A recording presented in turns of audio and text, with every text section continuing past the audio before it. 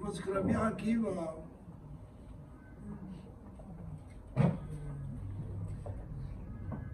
s'appelait pas Rabbi Akiva, il s'appelait Akiva. Il était berger. Berger dans un des troupeaux de Kalb al-Savoua,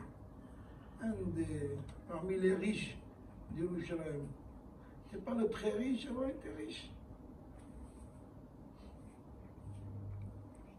Puis un jour, la fille de Kalb al-Savoua, qui s'appelle Rahel, qui était fille unique, belle, jeune, et fille d'un riche. Elle s'est approchée à Akiva. Elle lui a dit tu veux m'épouser? Vous imaginez une princesse qui passe dans la rue, elle s'arrête, elle a toutes les qualités. Et elle vous dit une chose pareille. Surtout si vous n'êtes pas marié, on savait tout de suite pencher, faire quelque chose. Et là, lui, il n'a pas compris. On sait que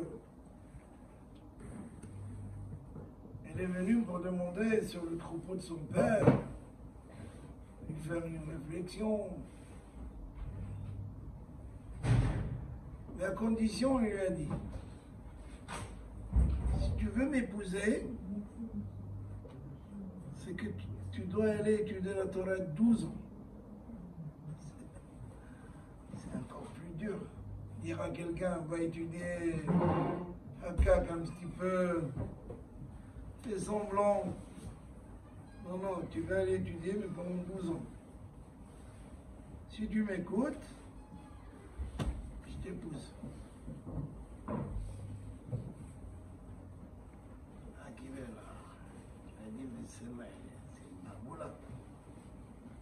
Il y a quelque chose qui ne va pas dans sa tête. Pour me proposer une chose pareille, mais tu as demandé à ton père? Non, je n'ai pas demandé à mon père, mais c'est ce que je veux. Elle a dit, Allah, pourquoi pas? Le rond million est tombé tout de suite du ciel, on va y aller. Sauf que son père, lorsqu'il a entendu ça, il a fait un vœu que sa fille ne profite pas d'une bouteille d'eau de sa maison, le milliardaire. Elle a pris tous les risques. Il l'a épousée. Vous ne savez pas où habiter. Et comme lui était berger, ils ont trouvé un étable, des chevaux. Et c'est là-bas où ils ont campé. Quand le matin, elle se réveille, ses cheveux étaient remplis avec de la paille. Et lui, il enlevait les pailles de ses cheveux. Et il lui dit, un jour je serai riche et je t'achèterai un bijou qui s'appelle Yerushalayim Shel Zahav. La chanson qu'on connaît tous, Yerushalayim Shel Zahav, et le prix du site de cette Gemara. C'est quoi Yerushalayim Shel Zahav? C'était une sorte de couronne avec des diamants et que toutes les femmes riches portaient ça. Et Akiva promet à Rahel, parce qu'elle veut qu'il ait étudié la Torah et qu'elle a accepté de l'épouser et de ne pas profiter d'un centime de son père. Il a dit, un jour je serai riche. Donc maintenant, il va étudier la Torah. À l'époque, après la destruction du deuxième temple, il y avait une grande yeshiva à Yavne. Lui, il était à Yerushalayim. Donc il va aller à la yeshiva de Yavne. Rabban Gamliel de Yavne. Sur la route, il a commencé à marcher, il dit, mais franchement, j'ai 40 ans, je connais rien, même pas l'alphabet. Il avait une flûte.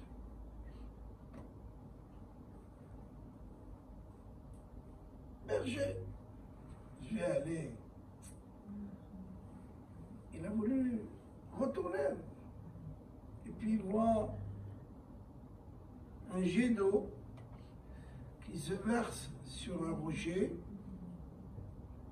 Et le rocher était troué par le jet d'eau. Il a regardé. Il a dit, il a fait tout de suite une étude. Il a dit, si l'eau qui est doux, l'eau il est doux, on veut tous aller à la plage, rentrer dans un jacuzzi. Si l'eau qui est doux a pu percer et traverser un rocher qui est dur, à plus forte raison que la Torah est dure. Ne croyez pas qu'on étudie la Torah comme ça. Vous voyez toujours les Talmidei Chachamim, ils sont à plat. Ils sont fatigués, ils sont malades. Parce que l'étude de la Torah, ça pèse. C'est pas tout le monde qui étudie jour et nuit.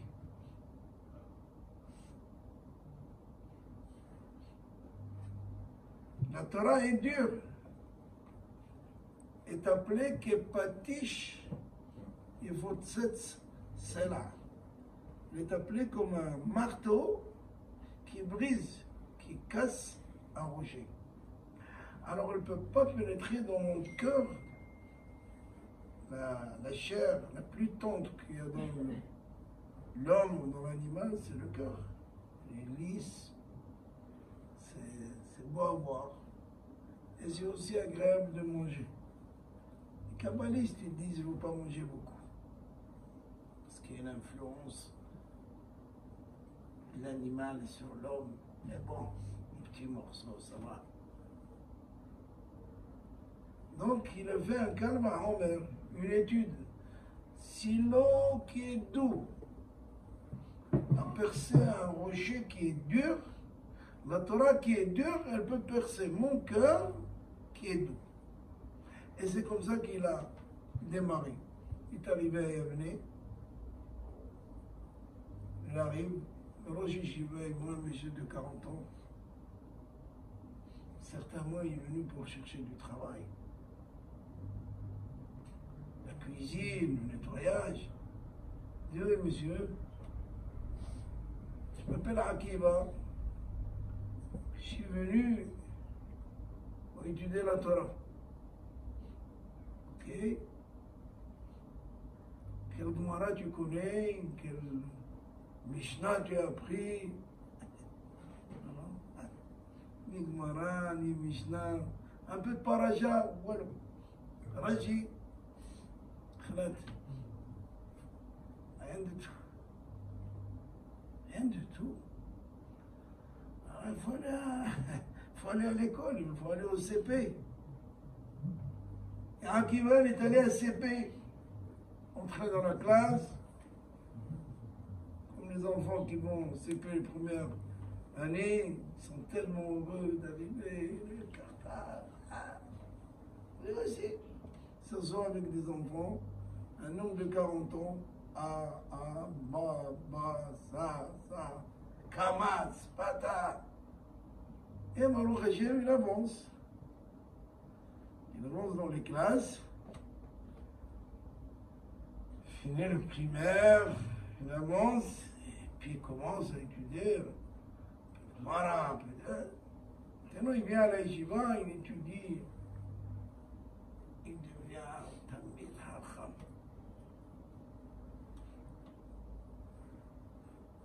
fini les 12 ans, ce contrat qu'il avait avec sa femme. Dans la Ketoupa, j'ai marié hier un couple. J'ai demandé au Hatan, après que j'ai lu la Ketoupa, j'ai dit, tu as compris ce que j'ai dit, mais rien du tout. J'ai dit, mais tu vas signer. C'est qu'est-ce que tu vas signer? Il y a 10 mitzvot. On la nourrir, la vêtir, on chérir. Il y a 7 mitzvot que Haram nous ont rajouté. Il m'a dit, j'accepte tout sans rien savoir. Et après le mariage, tu vas venir chez moi et on va faire un cours pour comprendre qu'est-ce que c'est la Ketouba. Ketouba, c'est un chèque. On a nourri, tu dois acheter des vêtements, tu dois l'aimer, tu dois le considérer comme une fiancée. Tout le temps, tu dois considérer ta femme comme une fiancée. Hérosine, dans la rue, si vous voulez savoir qui sont le couple, fiancé ou non, alors les fiancés en général, c'est agréable, ça va chérir, les mariés, la femme, même pour la Joseph, elle est à quelques kilomètres en arrière, le mari là-bas écrit, tu dois considérer ta femme comme une fiancée. Comme Akadosh Baruch Hu nous considère. Nous sommes sa fiancée. Parce qu'une femme, c'est pas parce que tu lui as mis une bague de 40 €. Dans le meilleur cas. Si vous allez l'acheter chez le Djerbien, ça coûte 20 €. Demi remorque. C'est pas parce que tu lui as mis une bague, ça y est. Non. T'as dit à une femme, arrête mes coups d'échetli. Et bien toi, maintenant, tu dois la considérer, la respecter, tu dois vivre avec, parce que souvent on pense, la femme de voisin, elle est mieux, elle est mieux. Je ne sais pas combien le pauvre reçoit des clalottes, et des cris, et des malédictions. Là, on pense que chez les voisins, le jardin il est vert, il y a tout ce qu'il faut. Il dit Shlomo HaMelech, Hacham Mikol Adam. Shlomo HaMelech, Hacham Gadol. On n'a pas de notion, la Chokhma de Shlomo. À l'âge de 12 ans, il gouvernait sur le monde entier. Un enfant de 12 ans aujourd'hui, à peine s'il veut acheter une baguette. Et même la baguette, c'est pour qu'il la mange lui. Laisse-moi, je suis fatigué, je ne connais pas. Mohamed était le roi du monde entier à l'âge de 12 ans. Sur son trône, personne ne peut s'approcher. Sa couronne pesait 1 tonne d'or. Mais on ne peut même pas mettre 1 kilo sur notre tête.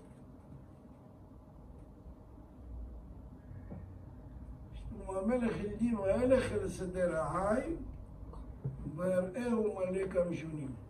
je suis allé voir le jardin de mon camarade parce qu'il le voit vert, magnifique. Qu'est-ce que j'ai trouvé? Des moustiques. Plein de moustiques. J'étais piqué partout. Donc on pense que l'autre, il est mieux, il a tout ce qu'il faut. Faux. Tu dois se contenter de ce que tu as. Tu dois vivre avec ce que tu as. Puisque quand la Neshama elle descend, quand un enfant il est né, et cette Neshama elle est composée de 2 branches. Une mâle et l'autre femelle. Et une séparation, à un moment donné, ils se rencontrent. Donc le mariage, c'est pas stable. Un mariage, ça veut dire que les Neshamot, ils se sont rencontrés. Et maintenant, ils font une Neshama. Donc tu dois accepter, c'est un Neshama. C'est pour ça les gars, ils disent l'âme sœur. Moi, c'est l'âme sœur. Donc Rabbi Akiva commence à étudier de 12 ans. Il faut qu'il retourne chez lui. C'est le contrat qu'il avait avec Rahel. Il retourne chez lui et par le trou de la porte de la maison, il entend un vieux monsieur qui parle à Rahel et lui dit, toi tu nous as dit 12 ans, tu l'as envoyé étudier la Torah. 12 ans ils sont passés. Il n'est jamais revenu. Donc tu as raté et le mari et la fortune de ton père. Tu as compris? Et elle, Nia, vous connaissez des familles comme ça. Elle dit, si mon mari et mon temps, il n'y avait pas de communication comme aujourd'hui. Tac.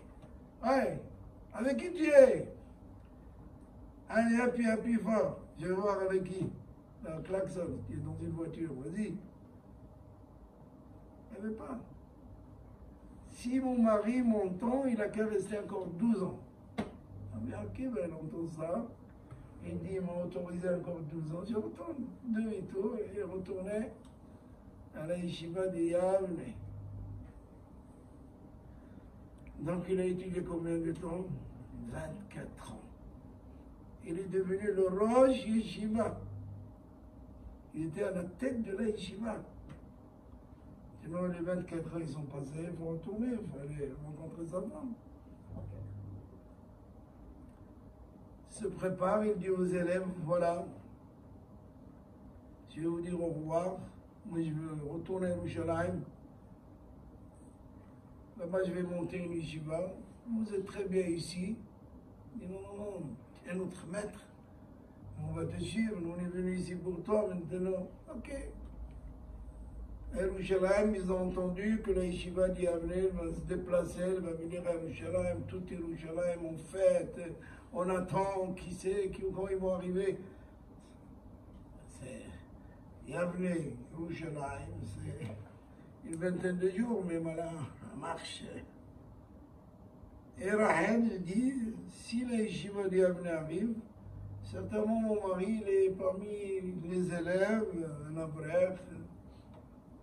Elle sort toute la ville en fête, on attend. Elle cherche son mari, ce qui est normal. Et puis elle voit un monsieur assis sur l'estrade, habillé comme les rabbins marocains, Kaka, Surkha.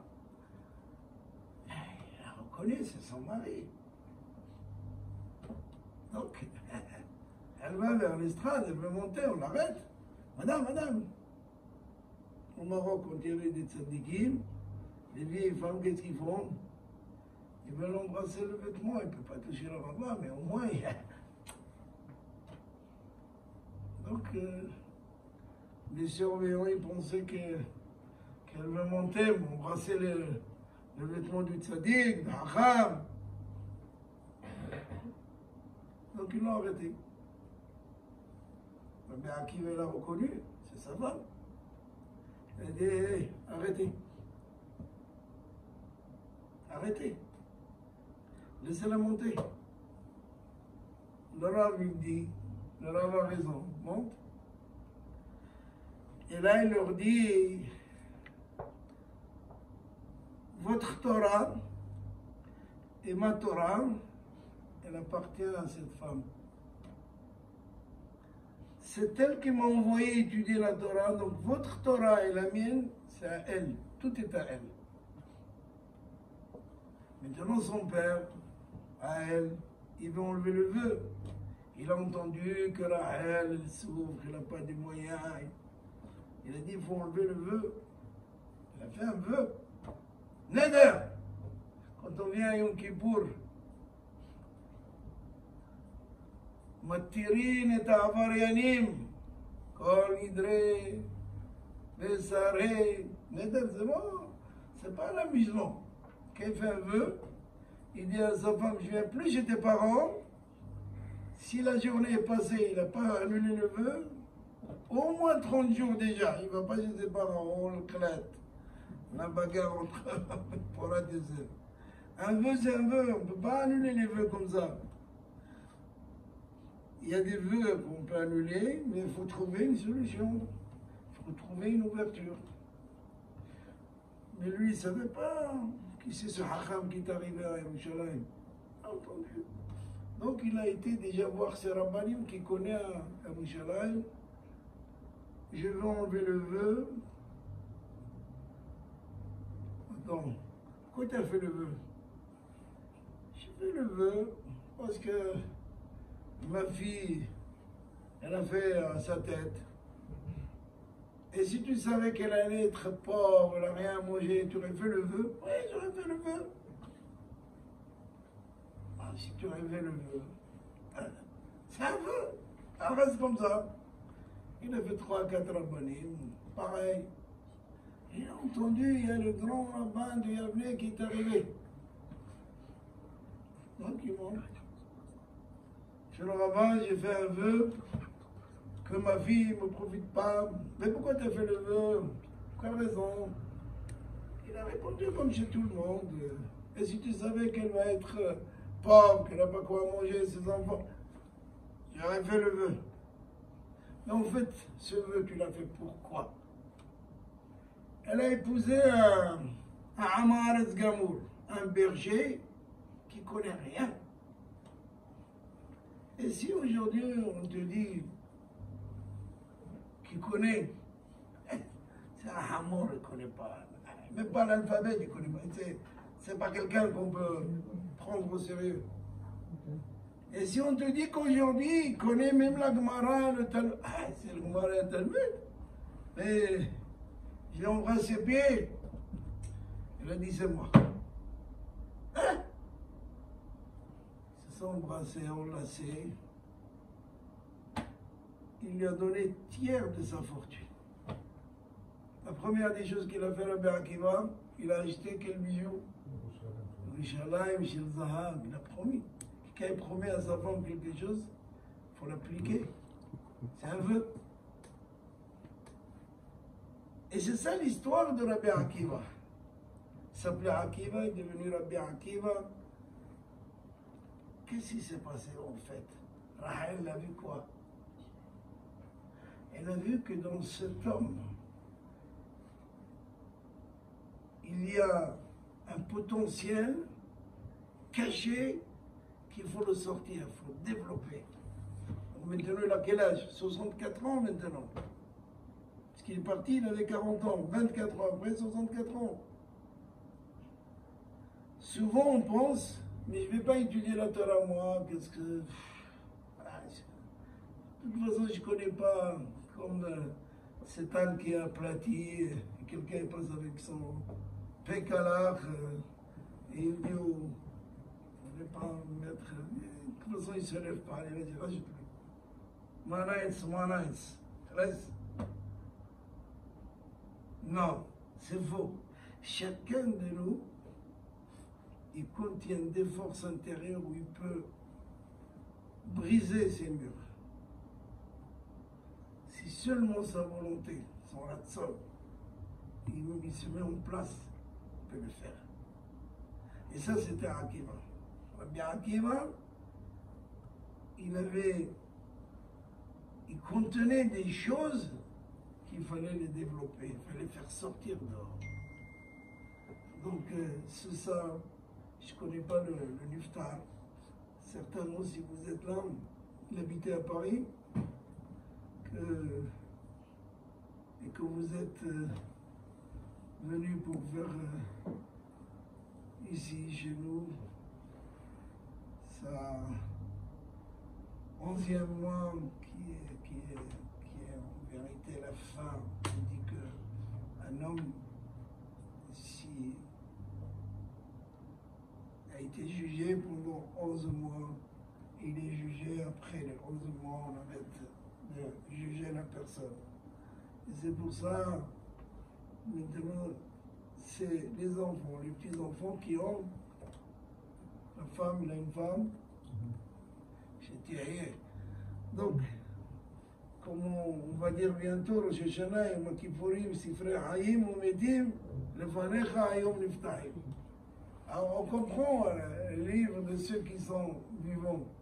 On veut voir notre bilan annuel. Qu'est-ce qu'on a fait? On a fait que de l'argent, on a prié, on a fait des mitzvot, tzedaka, hesed, ou non. Mais en même temps, à Rosh Hashanah, on ouvre les livres de ceux qui sont morts, il y a 10, 15 ans, 1 an. Pourquoi? Parce qu'on veut voir qu'est-ce qu'il a laissé sur cette terre. S'il a laissé des enfants qui sont dans Derech HaTorah, Derech HaYerah, alors automatiquement, on lui dit, viens, Shalom, regarde ce que tes enfants, tes petits-enfants font. Ils sont dans la tefila, ils étudient la Torah. Lui aussi, on le fait avancer. Parce que Olam Ha'emet, il n'y a plus de mitzvot. Là-bas, il n'y a plus. Les mitzvot, c'est ici. Ramasser les mitzvot, c'est dans ce monde. Là-bas, il n'y a plus rien.